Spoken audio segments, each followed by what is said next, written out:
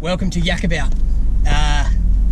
Matt here, and it has been a long time since I've uploaded a video. It's been pretty hectic. I have started a new job, and we've just finished construction of our new house. Just moved in, so it consumes a lot of time, which means there hasn't been a lot of fishing. And also, this spring in Melbourne has been horrendous for weather, so it's just been blowing a gale the whole time, and we've had some fairly hectic rainstorms.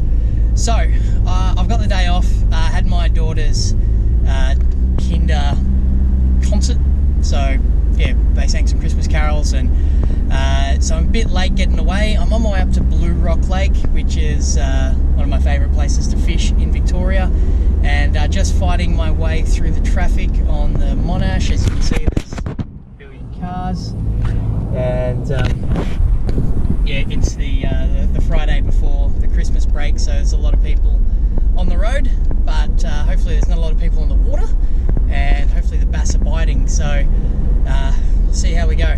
I love Blue Rock, I love fishing for bass, and yeah, I haven't been for a little while, so I'm really keen to get into it. Wish me luck. Well, I'm off the main highway now, and turned off at Trafalgar on my way to Blue Rock, and I've been driving with the window down because it's just that nice temperature, just on 29-30 degrees according to the car. And I've had a lot of rain in Victoria over the last couple of weeks, some pretty hefty storms, even some hail around the traps, and when you get up, as soon as you get up into that cattle country, you combine that lovely smell of cattle with that wet mud and that clean country air. Oh, you just can't beat it. Alright, we are in the Yak. Nice drive, pretty nice afternoon, and all Blue Rock trips start with the long paddle. So just left the boat ramp behind me. You guys putting boats in. Popular spot, a lot of people on holidays, nice weather. Just gone 6. It's probably got 3 hours before dark, so plenty of time to cover a bit of distance. And we'll cross the desert here, get over to some structure and have a cast. Alright, we made it to the other side of the lake, and you can see the fluoro sign for the 5 knots, and as soon as we get around this point we should be protected from that little bit of a breeze. I've mentioned that we've had a fair bit of rain over the last few weeks, so this is probably as high as I've seen the lake. I'm hoping that means that the fish are up in the shallows. It's sort of the new ground feeding. I'm going to flick this point. You can see these reeds sticking up. I've got this little super trout, I think it is. Not used this type of lure before, so I'll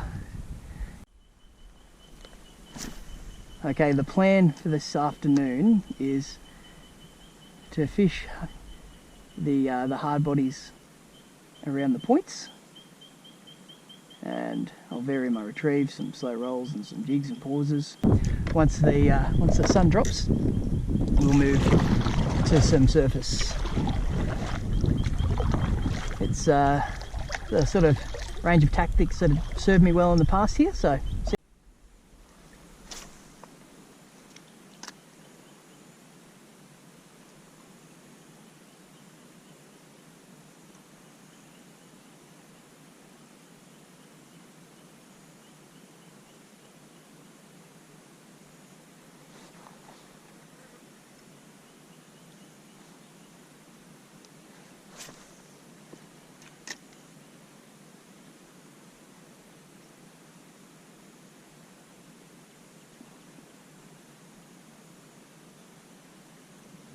oh, fish on.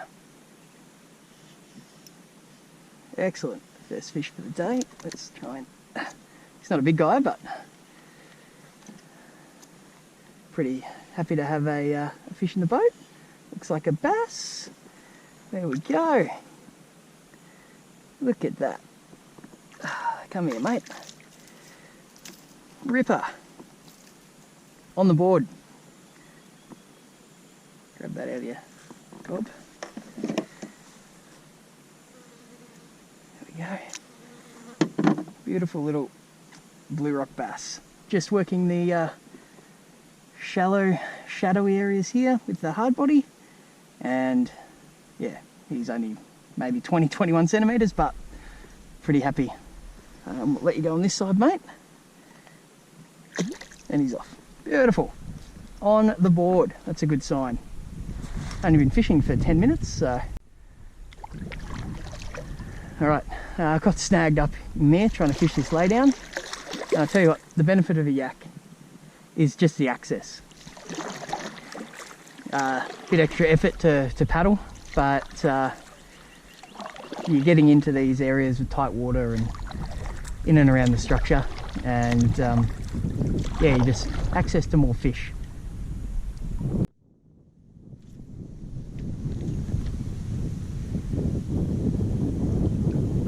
This wind might be a little bit of a challenge. Just fishing into it at the moment, so if I was side on or if it was at my back, it'd be okay, but yeah, just sort of catching my line, making accurate casts difficult, and as you can see, I'm blowing the yak around quite a lot, so I might forgo this section, as good as it looks, and just try to get up. But just up here, looks like it's a little bit more sheltered, so okay, it's mildly more protected, although it's still picking up the yak quite quickly. It's almost like there's a current. What I might need to do is find some promising structure with a convenient log that I can wedge myself up against. There's all of this submerged timber, so sticking up, so trying to wedge myself up so I can cast an area sort of decently. Looks like if I get this one right here, I can cast this little bay as a laydown snag. See how we just cast in here before, and there was quite a boil. Didn't actually hit the lure, but it came up and had a look. There are some big carp in here, so it could have been just a big carp having a look, but getting a bit close to the action now. But so many likely spots, so much habitat. It's sometimes you look at a spot and go, there must be fish there, and there's just so much habitat here that there can't be a fish on every spot. Well, there might be, but they're not picking up what you're putting down. Well, we may only have one fish in the boat so far, but the fish are only part of the reason I come to Blue Rock. Have a look at that.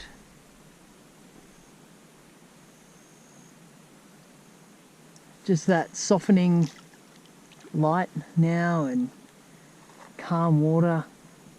Can't see another person. Beautiful. Would like to catch a couple more fish though. Starting to see a little bit of activity now, the odd little jump and splash, so it's getting close to surface time, but let's see if we can't get someone to take this. It's about where the last splash was. Submerged timber all over the place, so much cover. So sometimes you think you're casting sort of into nothing, and you know, there could be some real lattice work of cover underneath, which is perfect for bass to ambush from. So start close to the structure obviously if you can, but casting accuracy isn't as crucial sometimes. Even in a place as beautiful and as structure rich as this, some places just look fishy. Now have a look at this. We've got an undercut, we've got a big rock, we've got plenty of down timber. Oh, looks fishy. Let's see if there's anyone home.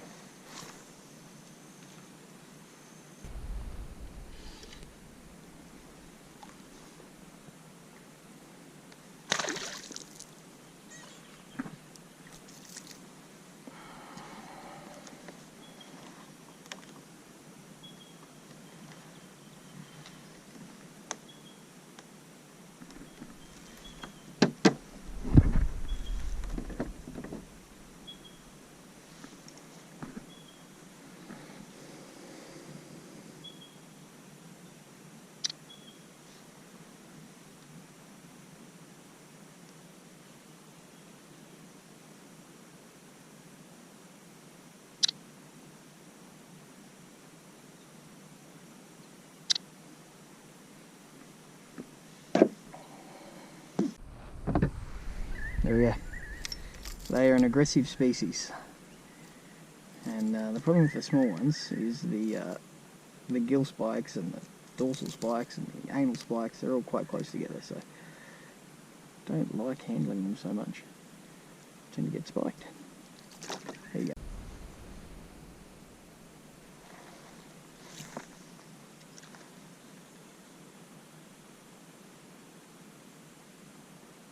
Ooh, a little touch.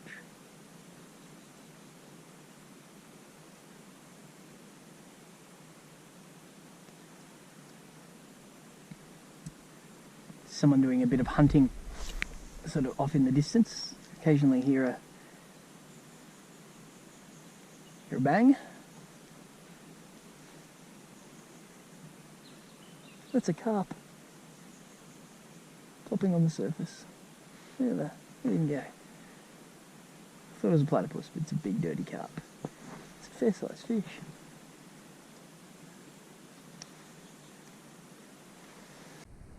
Right, it's time. I have tied on the soft-shell cicada. I did notice though, it's got a couple of dodgy trebles. Well, a couple of points on each of the trebles is not ideal, so we may have a reduced hookup rate. But we'll see how we go. It's all about the boof anyway, right?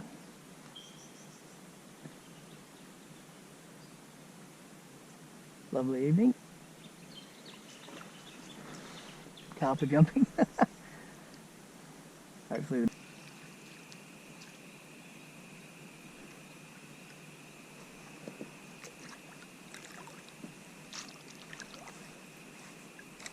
Look at that. It's pretty nice.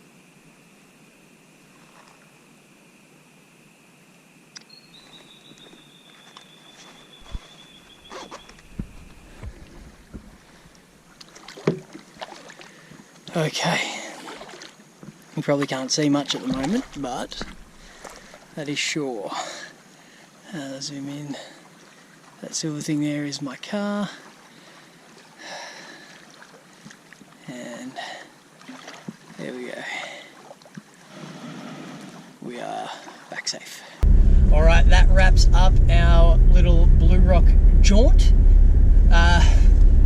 Once the sun went down and filming wasn't really possible, got a couple of really good hits on the cicada, but as I mentioned, the blunt trebles meant that the 4 hits that I got, I only hooked up on one, and it just was the smallest hit, funny enough.